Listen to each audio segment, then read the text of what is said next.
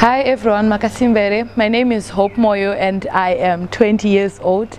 Currently doing my first year at university, doing human settlement, speciality and mobility, and I am also a musician. So just a brief statement of how I started music. I started music around 2019, though I've been in practice from way back. My father used to teach me music, but now I have come to a place where I am in open opportunities where I get to learn. So I started singing 2019. We started doing an album, but unfortunately when the time is not yet, then God moves you to another time when the opportunities are now there for you that you release your songs. So then last year, but 2021, I managed to release a song called Noda Karama by Peace Gospel Singers. That was my first music, which for me was scary at first because it was my first time doing these things, but as time moved on I started to learn more, and then from there on I got to link up with a studio called Roots Production that is led by Tawanda Taylor Midzi. That's where I was being taught vocals. I was being taught how to do vocal lessons, vocal arrangements and all those sort of things in music. And then we managed to record another song under a group called Bountiful, which is called Ndichaimba, that we released in June last year. Then in November I then released my first single, which is called Every Day, that I released on November 13. So right now currently I am doing vocal arrangements, vocal training and everything else in music. Okay, what inspired you to do vocal music? Okay, what inspired me is seeing people doing this. For example, for me personally, the one person who inspired me was Manyowa, for the fact that she is a woman and I am a woman, and we all believe in women emancipation. I believe that if she can do this, if she is that far, then I think I can also work my way through that. Okay, what's your vision in terms of your music? Okay, my vision in terms of music is in me growing, I also want to help other people grow.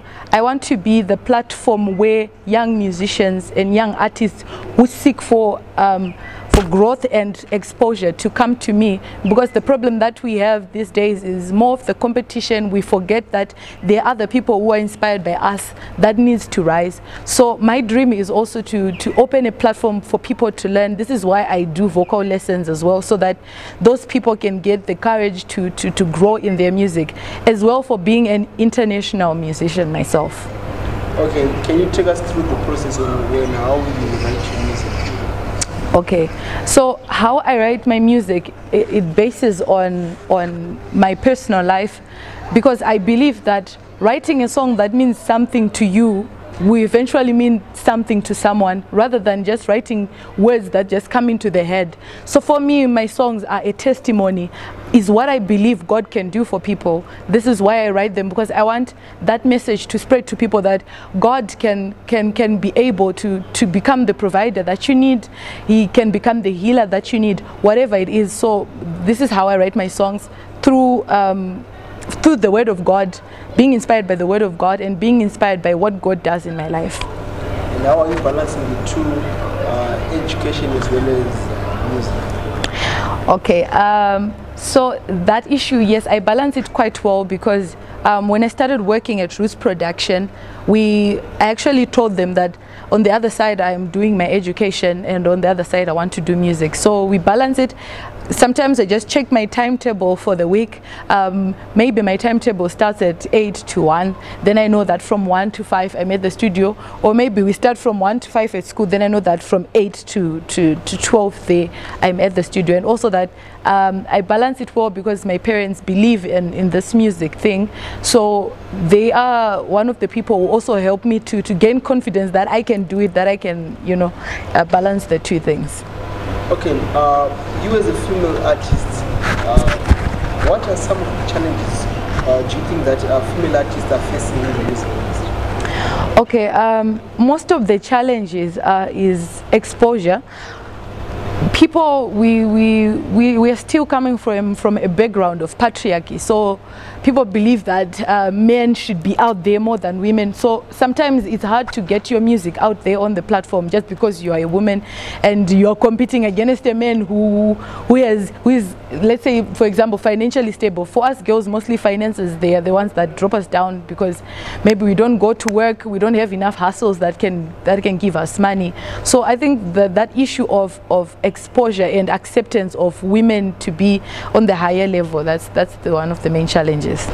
Okay, so gospel music it's a two-way thing. It can be a job, and at the other side it's a spiritual thing, because the word of God says that these gifts that he gave us are the ones that will keep us. So which means we have to commercialize it in a way that we don't lose the value of gospel. What is the value of gospel? For me personally, I believe gospel, how I came to sing gospel, was not because my parents are pastors, but was because I've seen what the Lord has done in me, and I have a reason to preach out the word of God in various areas. And also I'm also commercializing it because God gave us gifts that should keep us, if not school. Because some people can have a gift of music and not of school. Then music has to keep you. At the same time, you are preaching, and at the same time, God is keeping you. Because when you do things out of the love of God, then everything else follows. Maybe your last person to someone who wants to be a musician but can't afford and have challenges which are blocking him or her to be a musician. Okay. The best thing to do is first to pray about it and be patient, because these things happen. I've been in that kind of place before where I really wanted to record. There was no money, I didn't have money, I didn't have resources. But as time went on, I started to have, several opportunities. What I would encourage, if you are a musician and God destines you to become a musician and you feel that you don't have the resources, don't look at money first, because the motive is the one that God looks at when he wants to bless you, maybe with money or resources to do. Take every opportunity that comes to you. If you have a church that you need to sing, maybe you go to another church, you need to sing, go there. Take every opportunity that you can get to sing the gospel music and to minister in truth. And by that, God will open the eyes of other people who are able to help you. Destiny helpers come from different areas. So don't put yourself in one area at home, sitting at home and saying that I don't have money. Offer other churches to sing. That maybe today I can just sing for you worship or praise. Do that, and I guarantee you, when you do it in your mind saying, God, I'm here to worship you and I need more platforms to do this, then God eventually will open doors for you. For these and other stories, visit our website www.263chat.com. Follow us on Twitter @263chat and like our Facebook page 263chat.